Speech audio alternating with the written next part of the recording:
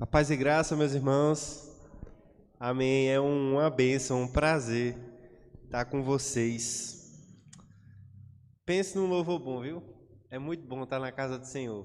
Eu fico muito feliz, fico muito alegre de estar aqui com vocês, de cantar, de orar, de receber de Deus o Evangelho, a palavra do Senhor. Às vezes a gente vem cansado, né? Trabalhou a semana todinha, está na sexta de noite, mas é uma bênção, é um privilégio. É um prazer a gente poder sacrificar mais um pouquinho para o Senhor. Estar aqui para orar e para glorificar a Deus é uma bênção, é um prazer. Eu queria convidar os amados irmãos a abrirem a palavra do Senhor em 1 Timóteo, capítulo 1, dos versículos 1 ao 11. É tudo com 1. 1 Timóteo, capítulo 1, versículo 1 até 11.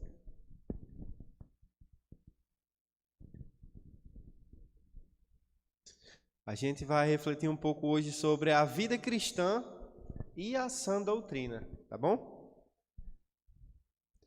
A vida cristã e a sã doutrina.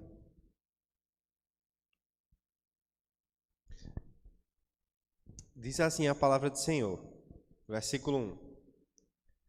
Paulo, apóstolo de Cristo Jesus, por ordem de Deus, nosso Salvador, e de Cristo Jesus, a nossa esperança. A Timóteo, verdadeiro filho na fé, graça, misericórdia e paz, da parte de Deus Pai e de Cristo Jesus, o nosso Senhor. Quando eu estava de viagem rumo da Macedônia, te roguei que permanecesses ainda em Éfeso, para admoestares a certas pessoas, a fim de que não ensinem outra doutrina. Nem se ocupem com fábulas e genealogias sem fim, que antes promovem discussões do que serviço a Deus, na fé. Ora, o intuito da presente admoestação visa o amor que procede de coração puro e de consciência boa e de fé sem hipocrisia. Desviando-se algumas pessoas destas coisas, perderam-se em loquacidade frívola, pretendendo passar por mestres da lei, não compreendendo, todavia, nem o que dizem, nem os assuntos sobre os quais fazem ousadas asseverações. Sabemos, porém, que a lei é boa, se alguém dela se utiliza de modo legítimo. Tendo em vista que não se promulga a lei para quem é justo, mas para transgressores e rebeldes, e irreverentes e pecadores, e ímpios e profanos, parricidas e matricidas, homicidas, impuros, sodomitas, raptores de homens, mentirosos, perjuros, e para tudo quanto se opõe à sã doutrina, segundo o evangelho da glória do Deus bendito, do qual fui encarregado. Oremos mais uma vez. Senhor Deus e Pai Todo-Poderoso, quão preciosa, ó Deus, é a porção da Tua palavra que nós lemos, ó Pai. Senhor Deus, eu sei que eu nada sou, que eu nada posso fazer sem Ti, Senhor Jesus.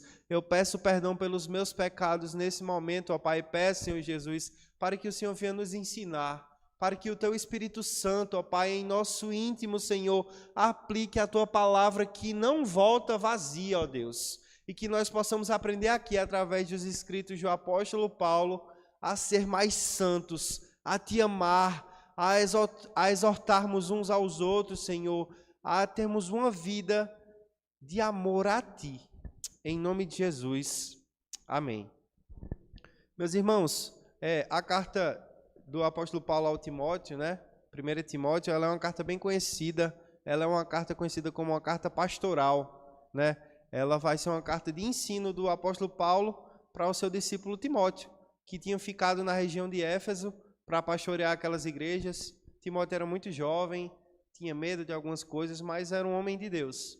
E aí o apóstolo Paulo vai escrever a ele para ensinar sobre como ele deve agir naquele momento da vida dele. Mas todos nós também somos homens e mulheres de Deus, também temos que aprender a agir da maneira correta. E essa porção que o apóstolo Paulo escreve é muito rica para a gente aprender um pouco como ser igreja. Porque aqui ele fala de questões de igreja. E que a gente possa aprender um pouquinho com isso nesse momento, tá? Paulo ele vai iniciar nos versos 1 e 2, ele vai começar se apresentando, tá? Ele se apresenta, né? Como toda carta de Paulo, geralmente, ele se apresenta e também fala um pouco sobre o objetivo dele, fala quem vai receber essa carta, né? Então ele começa se apresentando. Paulo, o apóstolo de Cristo Jesus, por ordem de Deus, nosso Salvador, e de Cristo Jesus, a nossa esperança. Veja que na apresentação dele, quando ele se apresenta, ele já fala quem ele é, a teologia dele, a visão dele de vida. Quando ele se apresenta, ele fala, apóstolo de Cristo Jesus. Ele deixa bem claro, eu sou apóstolo de quê? De Jesus. Por ordem de Deus, o nosso Salvador. Então ele já aplica aqui uma teologia bem profunda, só de se apresentar. Isso é muito comum, às vezes as pessoas pensam, né? Como é que você se apresenta? Não, a pessoa fala o nome, né? Não, meu nome é Breno, eu tenho 26 anos, eu sou professor de biologia. Eu congrego na igreja presbiteriana do Catolé, mas às vezes a gente fala, sou servo de Jesus. Às vezes isso é muito profundo, na verdade, essa apresentação do apóstolo Paulo. Também o contexto requer que ele faça isso também. Muitas pessoas colocavam o ministério dele à prova, né? Enfim, e ele já traz uma carta de exortação e já mostra quem é que está falando para eles. Não é o apóstolo Paulo, é o próprio Senhor. No versículo 2, ele falou remetente à carta, quem é que vai receber, que é Timóteo, né?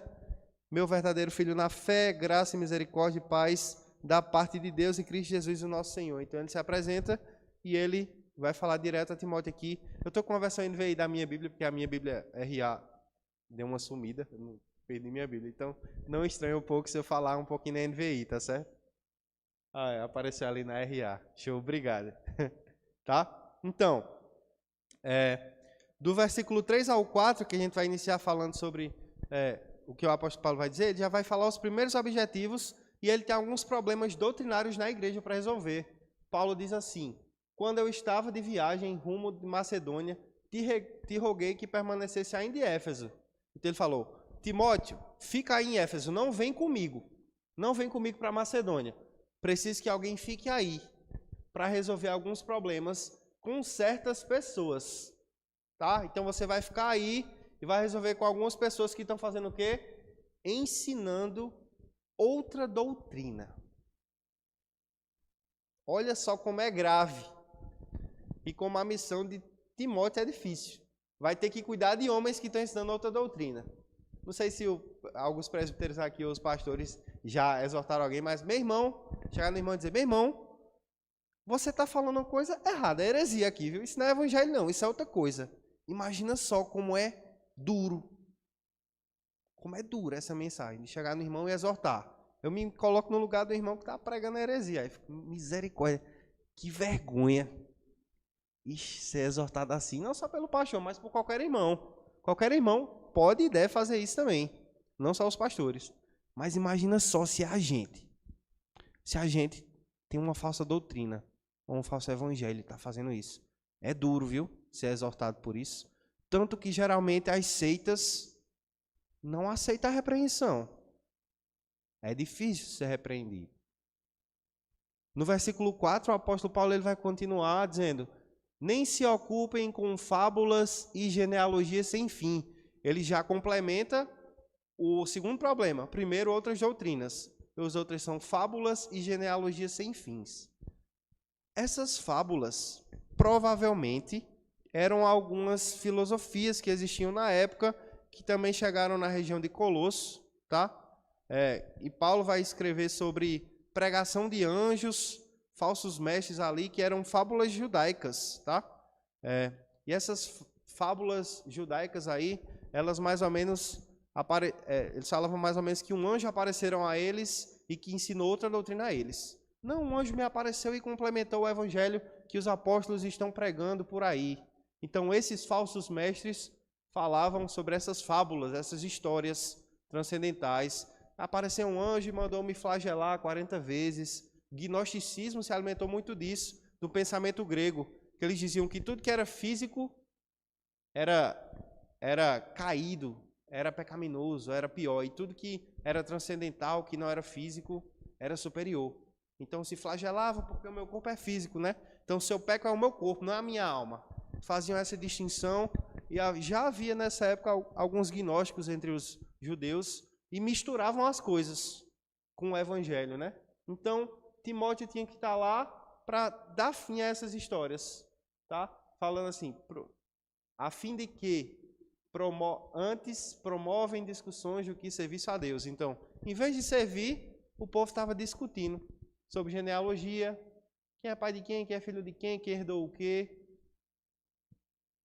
e sobre essas fábulas aí. Vejam só, meus irmãos, o problema aqui é tirar o foco da doutrina de Deus, do evangelho de Deus. Você chegar numa igreja e o evangelho de Deus não ser o ponto principal dessa igreja. Era isso que estava acontecendo lá. E é por isso que o apóstolo Paulo escreve aqui para Timóteo. Timóteo, fique em Éfeso e resolve esse problema, porque o evangelho não está sendo a prioridade daquela igreja. Eita, que pregação dura, viu? A gente lê a carta aos Efésios, né? Uma carta maravilhosa. Mas a igreja teve problemas. Foi necessário que tivesse um pastor lá, que doutrinasse as pessoas, ensinasse e exortasse as pessoas, tá? E aí essas falsas doutrinas que se baseavam em mitos e genealogias, elas não tinham propósito nenhum. Nenhum. E muitas vezes a gente pode estar cometendo um erro parecido, mas com outras questões, com questão política, com questão até de teologia. Não porque perde a salvação ou não perde a salvação, fica discutindo, fica discordando do irmão. Não porque eu sou pós-tribulacionista, eu sou pré. Sabe? Às vezes eu sou de direita, eu sou de esquerda. Meus irmãos, a prioridade é o evangelho. Todos esses temas devem sair do evangelho. Eles devem ser analisados à luz do evangelho. Caso contrário, eles vão perverter a obra de Cristo na nossa vida. O evangelho que a gente vai pregar vai ser reduzido a um servo de ideologias ou até de teologias. Teologia é bom, mas tem gente que coloca a teologia abaixo do evangelho. Teologia sistemática, eu estou dizendo aqui. Teologia sistemática. Teologia sistemática não salva. Não salva. É um problema que a gente tem também hoje em dia, se a gente for aplicar para a nossa realidade. Irmãos brigando por teologia sistemática, por causa da ordem, saúde, sorte da salvação. Não, me arrependo primeiro, eu recebo o Espírito Santo primeiro. O que é que acontece antes? Então, a gente tem que focar primeiro no evangelho. Do contrário, vão surgir problemas que não deveriam existir na igreja. Podem aparecer problemas. Então, o objetivo de Paulo era resolver problemas doutrinários para compreender o evangelho de maneira clara e correta. Uma igreja que não compreende o evangelho de maneira clara e correta não evangeliza de maneira clara e correta. Não faz discípulos para Jesus. Já descumpre a ordem de Jesus na grande comissão. A gente não está fazendo discípulos para Jesus. Está fazendo discípulo para nós, ou para a nossa ideologia, ou para a nossa teologia. Misericórdia. Misericórdia. Que Deus não deixe que a gente faça isso. Que Deus não deixe que a gente adicione qualquer coisa ao evangelho. Não, você tem que ser crente, mas tem que ser calvinista. Tem que ser crente, mas tem que ser de direita. Ou qualquer coisa do tipo. Não, meu irmão, você tem que crer em Jesus. Jesus é suficiente. Jesus é suficiente para lhe salvar, para lhe ensinar, para lhe santificar, para lhe justificar e para lhe glorificar quando ele voltar. Só ele, só o evangelho já é suficiente. E ele ainda vai lhe ensinar como viver aqui nessa terra, de maneira temperada, sal na terra e luz no mundo. A gente não vai ser extremista de ideologias humanas, não. A gente vai ser um ser humano temperado. Quando a gente chegar, a gente vai ser diferente. Vai ser luz. Vai levar o amor, a postura de Cristo. E isso não havia naquela igreja. Não havia naquela igreja. Inclusive, se a gente for ler um pouco mais na frente, 1 Timóteo 4,7 e 2 Timóteo 4,4, Paulo vai chamar eles de profanas e velhas raposas. Olha só como é que Paulo chama esses falsos mestres. Velhas raposas. Nós não devemos ser como esses homens, não. E a pergunta que a gente deve se fazer: será que isso acontece conosco? No nosso contexto, será que a gente já fez isso? Será que a gente tira o foco do Evangelho, às vezes, para discutir outro assunto sempre antes do Evangelho? Será que a gente discute mais teologia, mais política, opiniões pessoais, do que o Evangelho? Na igreja, nas nossas rodas de amigos, no trabalho, onde for. A gente tem que pensar: como é que eu vou pregar o Evangelho aqui? Como é que... Quando eu vou num avanço missionário, alguma coisa, eu vou na casa de alguém, eu vou para pregar o Evangelho. Quando eu vou para a minha sala de aula, dar aula, eu tenho que ir para dar a minha aula. Mas a minha vida é regida pelo Evangelho. Eu vou dar aula, mas eu não vou falar palavrão. Eu vou dar aula, mas eu não vou ensinar nenhum conceito que vá contra a palavra de Deus. Nenhum. Eu sou contratado para dar aula. Vou ensinar o que a ementa manda. Mas se eu puder falar do Evangelho, eu vou falar. Se eu puder cantar um louvor, eu vou cantar. Se eu puder estar com os meus alunos ali da maneira correta, eu vou estar. Todo cristão deve fazer isso. Tanto que lá em Colossenses 2,8, Paulo diz assim: tenham cuidado para que ninguém os escravize a filosofias vãs e enganosas, que se fundamentem nas tradições humanas e nos princípios elementares deste mundo, não em Cristo. Não em Cristo. Qualquer outra filosofia que a gente seguir fora do Evangelho é mundana. É mundana. Não veio direto, é abaixo do Evangelho.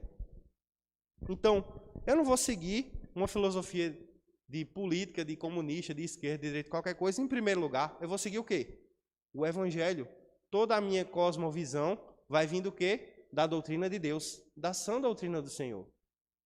Do Evangelho de Deus. Isso é aplicável a todas as áreas da nossa vida. Minha visão vai ser rendida à doutrina do Senhor, ao Evangelho. E a obra de Deus, ela é promovida pela fé. Ele vai terminar falando assim, no versículo 4. Ele vai dizer assim, na versão NVI, vou ler aqui.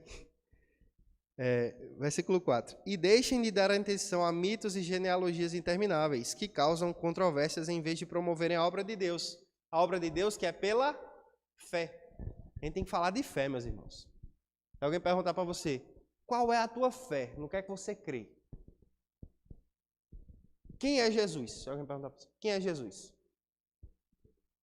Às vezes a gente pensa um monte de coisa. Não, Jesus é... Caramba, como é que eu digo quem é Jesus? Às vezes só dizer, Jesus é Deus. Jesus é Deus. Seja bem claro. Jesus é Deus. Isso acontece muito em avanço. Quem é Jesus para você? Ah, Jesus é tudo. Jesus não é tudo. É um conceito mais panteísta, né? Que Deus é todas as coisas, assim, não. Jesus é Deus. É simples. É pontual, mas é verdade. E a nossa fé não é que todas as coisas vão dar certo. Não é. A fé não é esse positivismo. Eita, não, pela fé vai tudo dar certo, confie. Na verdade, nós temos que confiar em Deus até quando dá errado. A nossa fé é a certeza de que Deus estará no trono soberano sobre todas as coisas, que Jesus Cristo morreu por nós, que nós estamos salvos, que nós temos que nos santificar e amar a Deus, independente de qualquer coisa que acontecer na nossa vida. Independente de qualquer coisa. Na vitória ou na derrota. Dar certo é nós não perdermos a nossa fé e estarmos sempre aos pés da cruz. É isso que vai dar certo. É isso que é dar certo. Talvez a gente perca a oportunidade de emprego, o concurso ou o que for. Mas se nós estamos aos pés da cruz, aí sim que deu certo. A nossa fé é isso. É amar a Deus sem saber o que é que vai acontecer amanhã. Depender dele. Pense que sem fé não dá para fazer. Não dá para. A fé é um dom gigantesco, grande. Parece normal, a gente naturaliza um pouco, mas é sobrenatural, meus irmãos. Viver dependendo de Deus, dependendo da fé do que não vê, a gente faz, a gente trabalha, mas sem fé não adianta nada. A fé é um dom extraordinário. A gente acha que é normal, mas não é. Tente convencer um não cristão a conhecer, a se render a Deus. não consegue. Só o Espírito Santo consegue. A fé é um dom extraordinário. E Deus faz parecer fácil, natural. Quando é bom é assim. Quando a pessoa é boa em alguma coisa, vai parecer fácil aquilo. Vai parecer fácil. O Espírito Santo é assim. Ele entra no nosso coração e convence a gente de um jeito maravilhoso. Mas isso é sobrenatural. Essas coisas simples é que faz valer a pena a nossa fé. Que muda tudo. E a fé vem da sã doutrina. A obra vem da sã doutrina de Deus, do Evangelho do Senhor. Do versículos 5 a 7. Vamos continuar. Paulo vai dizer o objetivo dele. Ora, o intuito da presente admoestação visa o amor que procede de coração puro, de consciência boa e de fé sem hipocrisia. Nesse versículo 5, Paulo ele é muito claro em dizer: a admoestação visa o amor. O amor vai proceder desses três pilares: um coração puro, consciência boa e fé sem hipocrisia. Teólogos, quando falam desse texto, ele vai dizer: como é que pode haver um coração puro, se não um coração que foi purificado pela fé, que recebeu esse dom extraordinário do Senhor? Impossível, meus irmãos. Não dá para ter um coração puro sem fé. Não dá para ter uma boa consciência sem fé. E uma fé sem hipocrisia, que é, de fato, depender de Deus. A fé é algo muito difícil de se descrever. Como é que a gente descreveria fé? A gente tem a descrição de Hebreus, né? Mas sem a descrição de Hebreus, para a nossa vida prática. É depender de Deus. A fé é um dom. Como é que a gente vai definir o dom? É um presente. A gente recebeu. Mas a fé não é só um sentimento. A fé é algo a mais. E é somente pela fé que a gente pode receber a salvação. Fé não é só acreditar, que a gente acredita em muita coisa. Mas a fé muda a nossa vida. E é isso que vai dar essa consciência que o apóstolo Paulo fala, essa boa consciência. Muitas vezes a gente tenta convencer as pessoas ao nosso redor das nossas convicções, pensamentos, posicionamentos, quando na verdade a gente devia se preocupar em ter um coração puro em todas as coisas que a gente faz. Em ter uma consciência pura, boa. Estou fazendo isso aqui de consciência aberta, de consciência boa, com fé. Estou fazendo o que eu devo fazer com fé. Simplesmente basta. Basta. Você vai ver que é diferente.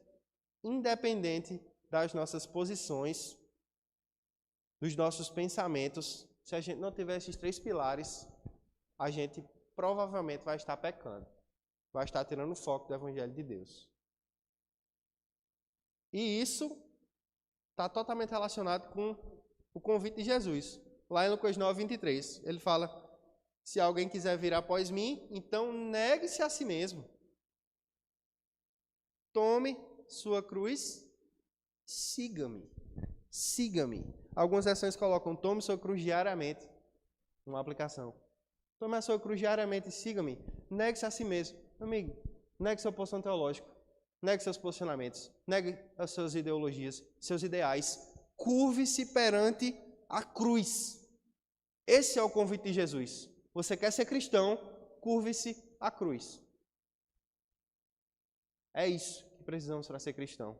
Todas as outras coisas virão após a cruz de Cristo, após o sacrifício de Jesus. E nesse contexto aqui, esses homens estavam se desviando desses três pilares, estavam se desviando da cruz de Cristo. Versículo 6, o apóstolo Paulo vai continuar dizendo: desviando-se algumas pessoas destas coisas, destes três pilares, perderam-se em loquacidade frívola. Eita, palavrinha difícil, viu? Palavrinha difícil, tá? Aqui ele vai, na versão NVI vai dizer: voltando-se para discussões inúteis. Discussões inúteis. Olha só o que ele vai dizer. Meus irmãos, discussões inúteis na igreja provavelmente só vai lhe levar a ficar com raiva do irmão. Vai levar você a apartar alguém, dar aquele sentimentozinho de ira dentro da gente. Discussões inúteis às vezes acontecem. E não devem acontecer no meio da igreja. Ah, quer dizer que não pode ter discussão sobre nada dentro da igreja, não. É na igreja mesmo que tem que ter discussão. Aí é um lugar melhor que tem para ter, porque se a gente errar, vai ter gente para nos exortar, para ensinar. A gente tem mestres, pastores, diáconos, presbíteros para nos auxiliar. Tem irmãos para nos auxiliar. Canto bom para discutir é na igreja. Se você for discutir no mundo, e o mundo ensina muito, ele só vai ensinar de jeito errado. Só vai ensinar de jeito errado. A gente tem que falar das coisas difíceis, é na igreja mesmo. Mas não devem ser discussões inúteis. Tem que ser tudo com um objetivo. Tem que ser tudo de consciência boa, uma fé pura e um coração puro. Senão, de nada vai adiantar a discussão. Vai ser uma discussão vazia e inútil. Versículo 7. Pretendendo se passar por mestres da lei, não compreendendo todavia, nem o que diziam, nem os assuntos sobre os quais fazem ousadas asseverações. Eita! Quem foi que nunca discutiu um negócio que nunca leu sobre? Que atira a primeira pedra. Tá! Nunca. Alguém falou alguma coisa? Eu discordo. Mas nunca leu nada sobre aquilo. Não sabe nem o que é, mas discordou. A gente não deve ter essa postura, meus irmãos. Senão a gente vai ser igual a esses homens, querendo ser mestre, mas nunca leu, nunca estudou, nunca labutou no texto, nunca ficou de joelhos. Senhor, me ensina, abra a minha mente, põe no meu coração. Mas já está cheio de certezas. Quando, na verdade, a única certeza que a gente deve ter é que Jesus Cristo é o Senhor. E o resto eu posso estar errado. Eu posso estar errado e eu tenho que ser humilde para dizer, eu posso estar errado. Mas eu tenho que ter minhas posições. Mas a gente não pode querer estar certo. A pior coisa que a gente faz é, não, eu vou para aqui só para estar certo e acabou. Eu nunca vou aceitar ser exortado desse jeito. Eu tenho que ser humilde mesmo. Nós temos que ser humildes. A gente tem que saber o que a gente está dizendo. A gente tem que saber as nossas posições. Você é presbiteriano. Você sabe por que você é presbiteriano? Você sabe no que um presbiteriano crê? Você já leu as confissões de fé da igreja presbiteriana? Nós temos que saber disso. Nós temos que saber disso. Às vezes quem está fora leu, estudou, labutou, e quem está dentro nem leu. A gente tem que saber. A gente é a igreja do Senhor. Tem que saber de Bíblia do Evangelho em primeiro lugar. Mas a gente também tem que saber quem nós somos. É por isso que tem engraçado os primeiros passos também, né, pastor? A gente aprende muita coisa lá, viu? Mas a gente tem que continuar aprendendo na prática. Glória a Deus por isso. Os grupos de discipulado também são muito bons para aprender. Eu, particularmente, já participei de um e foi bom para ver, para entender como é a minha igreja local, como a minha igreja funciona, as sociedades, como tudo isso é feito. Que não é feito de todo jeito. É feito desse jeito aí que está na palavra de Deus. Mas só dá para saber como. Se for averiguar, se ler, se for aprender. Vamos continuar. Dos versos 8 ao 11. Versículo 8. Sabemos, porém, que a lei é boa. Olha só, esses homens que estavam se dizendo mestres da lei, estavam mexendo lá com a lei, mas nem sabiam o que era a lei. Olha só que grave, tá? E Tiago, na carta dele, eu nem coloquei aqui, vou parafrasear, perdão, meus irmãos, seja igual aos crentes de Berea, Abraão e Tiago. Ele fala que não queiram todos ser mestres, viu? Não queira todo mundo ensinar, não. É um fardo grande ser mestre. Se você ensinar errado, você vai se ver com Deus depois.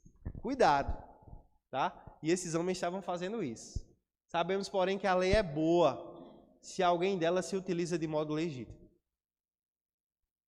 Se nós utilizarmos de maneira errada a lei do Senhor, ela não vai ser boa. A lei revela Deus. Mas a lei, ela é dura. Ela é dura. Ela não vem para amaciar a gente, não. Ela vem para bater na gente, viu? Quer dizer, você é pecador, é miserável, você merece o inferno e você vai para lá. Se você não crê em Jesus. Esse é o objetivo da lei. Esse é o objetivo da lei. Quem é que cumpriu os 10 mandamentos? Só Jesus. É impossível cumprir. E quando a gente vai ler o Pentateuco inteiro, aí é que pronto. A gente ia ter que viver matando o bode de 5 em 5 minutos. O Antigo Testamento é justamente isso. Qualquer coisa, a pessoa lê. Eu lendo e pensando, meu Deus, qualquer coisa que esse povo fazia, tem que matar um bode. Não dá para não pecar. A gente é escravo do pecado. Quando a pessoa olha, eita, a mulher menstruou, está em pecado. Tá a molesta. Meu amigo, como é que pode? Está impura, tem que matar um bode. Irmão, a gente vai pecar sempre. Nós sempre estamos em pecado. Sempre. A lei diz que nós precisamos de Jesus. Oi? Alguém falou? A lei é boa quando é usada de maneira correta. De maneira incorreta, a gente vai envergonhar o nome de Deus. A gente vai envergonhar a igreja. O nome do Senhor Jesus. A igreja é o corpo do Senhor.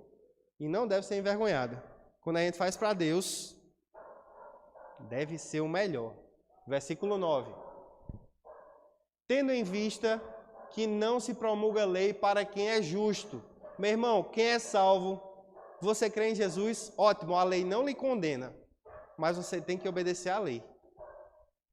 A única coisa que a Bíblia diz é que você não será condenado quando Jesus voltar. Mas não quer dizer que você não vai ser julgado. A gente não é melhor do que ninguém. Nós seremos, no dia que Jesus voltar, nós seremos salvos. Seremos absolvidos pelo sangue de Jesus. Mas nós temos que cumprir a lei. Nossas obras vão ser julgadas para galardão. E as suas obras, como estão, meus irmãos? Em Efésios 2,8 vai dizer que o dom de Deus é a fé, a salvação é pela fé, não é por obras para que ninguém se glorie. Porém, no versículo 10 vai dizer, vocês foram salvos porque vocês foram reservados para a boa obra. Você foi salvo para fazer boas obras. Eu fui salvo para fazer boas obras. Ele não foi salvo só para ficar sentado assim na igreja. Não. Salvo para fazer boas obras. Como é que estão nossas boas obras? A gente tem que estar sempre pensando nisso. Minha vida. Eu estou fazendo boas obras. Estou vivendo a vida correta de acordo com a sã doutrina. Fomos salvos para isso. Para praticar boas obras. Pode continuar. Versículo 9. Não, 9 ainda. Foi só a metade. Aí. Tendo em vista que a lei não promulga para quem é justo, mas para transgressores e rebeldes. Ou seja, quem não confia em Deus, quem não acredita, quem não tem fé em Deus. São esses transgressores e rebeldes. Irreverentes, pecadores, ímpios e profanos, parricidas, matricidas, homicidas. Pode continuar, ele vai listar um monte de pecado aí. Continua aí. Silas, 10, por favor. Impuros, sodomitas, raptores de homens, mentirosos, perjuros e para tudo quando se opõe à sã doutrina. Ou seja, ele vai dizer, tudo que for pecado, a lei vai servir para condenar. E aí ele vai citar muitos pecados que provavelmente eram os pecados que mais traziam à luz a igreja, né? Ele vai citar homicidas, transgressores, insubordinados, ímpios, pecadores. Vai citar também imoralidade sexual, né? Os sodomitas, né? Homossexualidade, para ver que não é um tema de hoje. Olha aí na Bíblia. Na Bíblia não fala que a homossexualidade é pecado. Diz sim. Homossexualidade é pecado. Todo sexo feito fora do casamento é pecado. Acabou. E como é o casamento? A Bíblia diz entre homem e mulher. Deixarão pai e mãe e se unirão e serão um só. Tudo que é fora da regra de Deus é pecado. Qualquer forma de imoralidade sexual fora do casamento, fora de um casamento heteronormativo, é pecado. É a Bíblia quem traz. Temos que amar, pregar o evangelho e respeitar quem tem essa tendência, obviamente. Obviamente. O evangelho é para eles também, é para nós, é para eles. Mas todos esses pecados aí têm de receber exortação. Todos eles. Não importa se a sociedade aceita mais hoje, que antes não aceitava, não é por isso que é um pecado pior. Não é por isso que é um pecado pior. É um tema bem espinhoso alguns pecados hoje em dia. Antes não era e hoje é fruto da nossa época. Como é que a gente vai tratar com os pecados da nossa época que são mais aceitos ou não? É difícil, é duro. Como é que a gente vai falar para um homossexual hoje, que se entende homossexual, do evangelho? É difícil às vezes. Virou a identidade dele. Você está transgredindo quem ele é. Antes era só uma sexualidade. Agora o pessoal entende que é uma identidade. Então, O mundo vai tentar tornar essas coisas cada vez mais naturais, mas não é. Se a Bíblia diz que não é, então não é.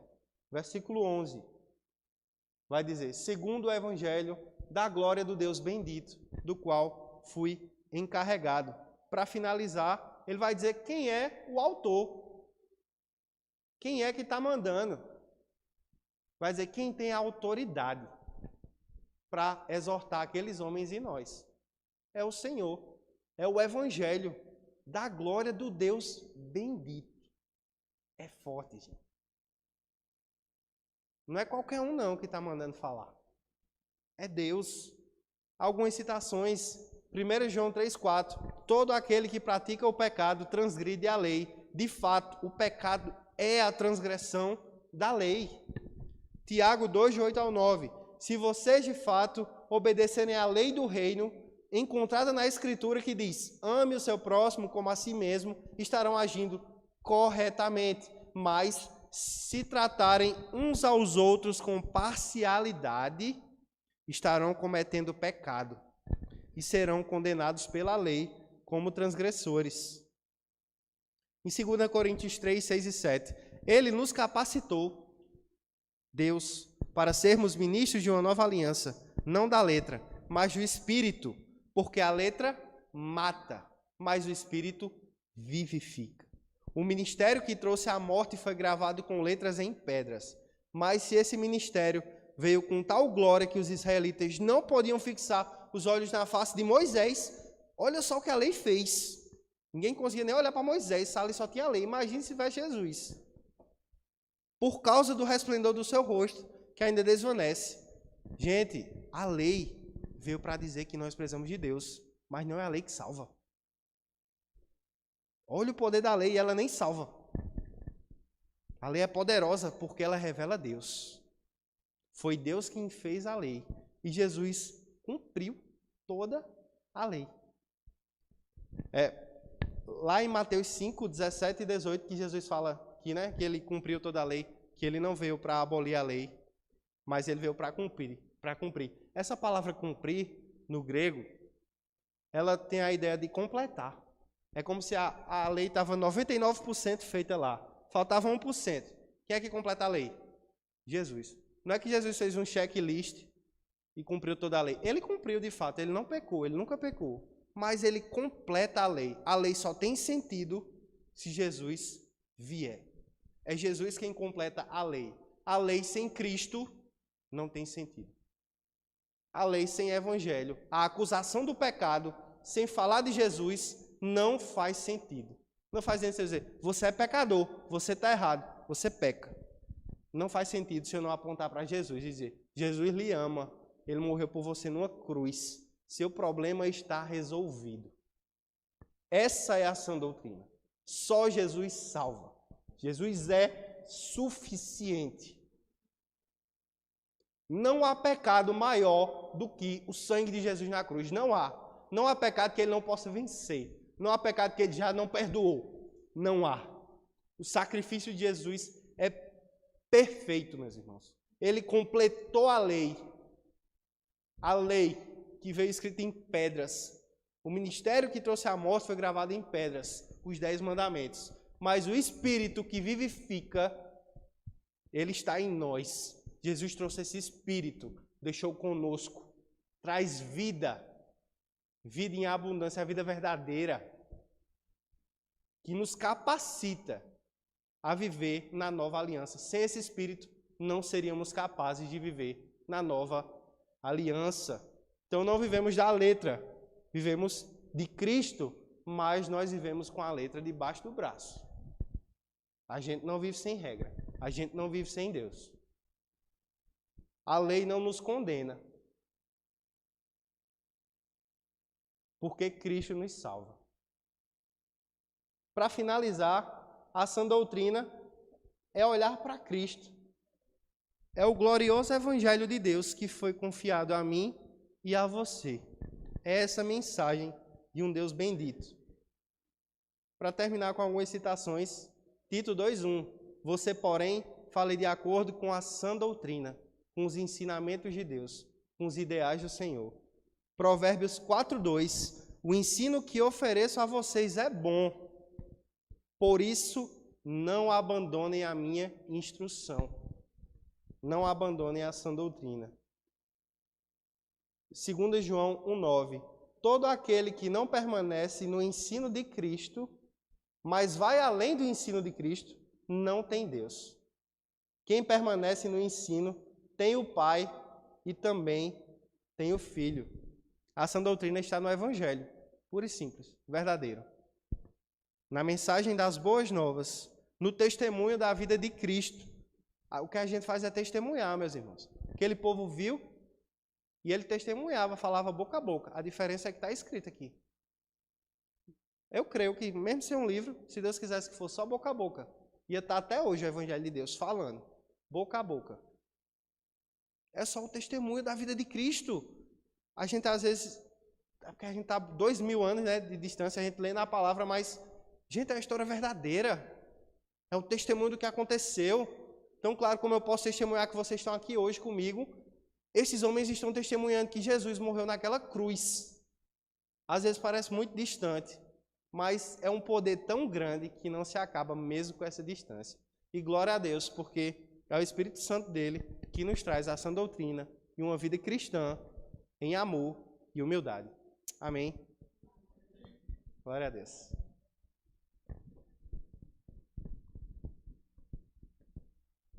Muito obrigado, Breno. Deus continue te abençoando. Eu vou pedir a Breno fazer uma oração. Pode ser, Breno? Meus irmãos, daqui a pouquinho a gente vai encerrar a transmissão para os que estão em casa. E aqueles que estão aqui presencialmente, que puderem ficar, a gente vai orando até meia-noite. A gente vai alternando, lendo a Bíblia, orando, cantando louvores. E a oração desse momento eu vou pedir para Breno fazer, que é a oração pela igreja local. Como todos sabem, estamos com 12 anos de igreja local, então vamos orar, agradecendo, orar para que nós não nos desviemos da sã doutrina. E aqui inclui as congregações. Ontem eu estive na congregação de Cabaceiras, então a gente tem muito o que fazer, muito o que trabalhar em cada congregação. Cada vez que a gente volta desafiado, alegre, ao mesmo tempo desafiado com as coisas que a gente tem que realizar em cada uma delas. Pedra d'Água, o pessoal do Sítio Bento estavam lá também, o pessoal de Pedra d'Água, o pessoal de Buqueirão. Então, vou pedir a Breno que ore por isso, baseado no que você pregou, tá? Fique à vontade para orar, focando a igreja local, as congregações dentro do texto que você pregou. Podem ficar sentados mesmos, mas enquanto o Breno ora, cada um faça as suas orações também. Se quiser ficar de pé, pode. Se quiser se ajoelhar, pode. Vamos orar mais um tempinho pela igreja local. Oremos, meus irmãos. Senhor Deus e Pai, Santo, Eterno, Senhor Jesus, o Senhor dos Senhores, o Deus dos Exércitos, aquele que era, que é e que há de vir, Senhor.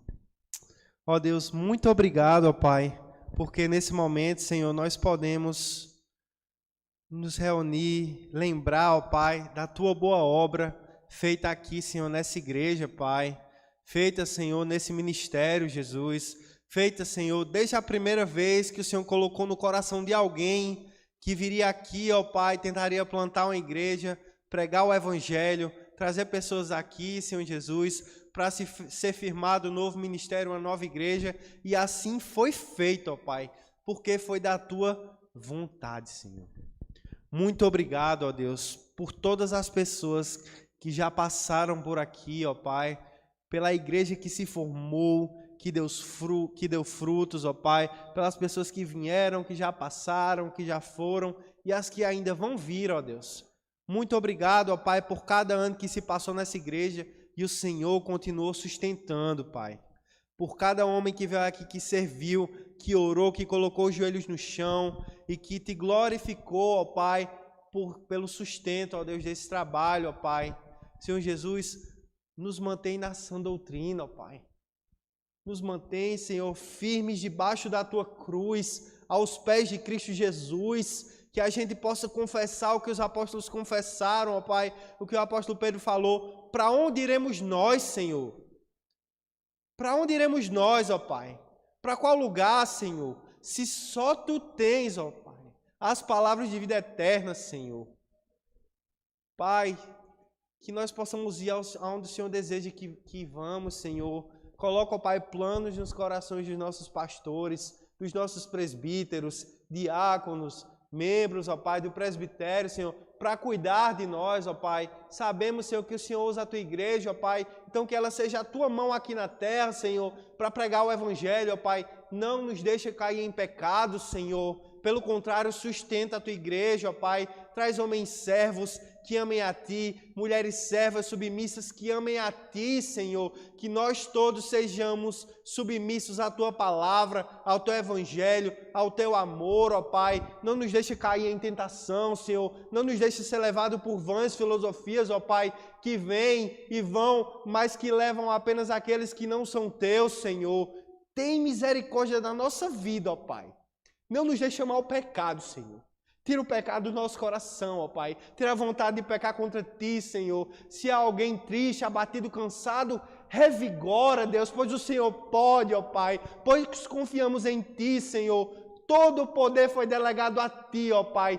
Todas as coisas, Senhor Jesus, foi dado a Ti, Senhor, pelo Pai. Senhor Jesus, a nossa vida também, ó Deus. E se estamos junto ao aprisco, ó Pai, quem poderá nos tirar de lá, Senhor?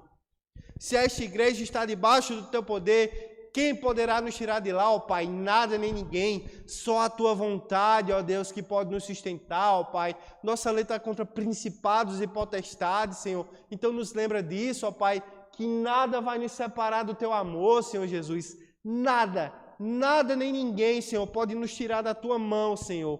Pode fazer com que aquele que ouviu a Tua voz te negar, ó Pai. Senhor, tem misericórdia de nós. Senhor Jesus, continua cuidando dessa igreja, ó Pai, como o Senhor cuidou por 12 longos anos, Senhor. Nós vamos até onde o Senhor disser que temos que ir, ó Pai. Senhor Jesus, que a gente possa de fato crer, pregar e ensinar o Teu Evangelho, Senhor. Quão precioso é esse ministério, Pai. Muito obrigado, Senhor, por cada oferta, por cada doação, por cada vida, Pai, que tivemos até hoje aqui, continua sustentando, Senhor, os nossos pastores, ó Deus. Abre o nosso coração, ó Pai, para não pecarmos, Senhor, para não amarmos o dinheiro, para não sermos avarentos, ó Pai, mas para que nós possamos servir na Tua obra, ó Deus. Cuida, ó Pai, dos nossos planos, Senhor. Se o Senhor deseja que nós tenhamos outro templo, que expanda, que cresça em outro terreno, em outro lugar, nos leva lá, ó Pai, mas nos leva debaixo da Tua mão, Senhor. Muito obrigado pela nossa história, pelo que fizemos até aqui, mas ajuda-nos a seguir em frente, ó Pai, que nós possamos ir com o Senhor conosco, ó Deus. Nos dá ousadia para dizer que o Senhor é nosso pastor e nada nós sentiremos falta, Senhor Jesus, porque o Teu santo nome é poderoso, porque o Senhor não falha, o Senhor não é homem para mentir, ó Deus. Cuida dos nossos membros, das mulheres que são mães aqui da nossa igreja, dos pais que discipulam os seus filhos, Senhor Jesus. Ó Pai, não nos deixa ter intrigas na nossa igreja, Senhor Jesus. Que nós possamos nos perdoar, ó Pai. Nós vamos errar, Senhor. Nós somos homens e mulheres falhos, mas que o Teu perdão nos constranja. Que a Tua morte na cruz nos ensine. Que a Tua vida vire discipulado em nossos corações, Senhor. Que o Teu Santo Espírito possa derramar dons sobre nós, Senhor Jesus. Que o Senhor possa fazer prodígios, ó Pai, da maneira que o Senhor desejar, salvando vidas, Senhor. Ó Senhor Deus, que milagre grandioso é, ó Pai, quando uma vida é salva. Então, Senhor, pela Tua misericórdia, usa-nos, ó Pai, para sermos mensageiros dessa graça, mensageiros desse Evangelho, para que nós possamos Te glorificar e ter vontade de orar. Que a gente possa orar mais, Senhor. Que a gente possa, ó Pai, honrar mais o trabalho dos nossos pastores, presbíteros, ó Pai, que preparam pregações, que labutam, que oram por nós, Senhor.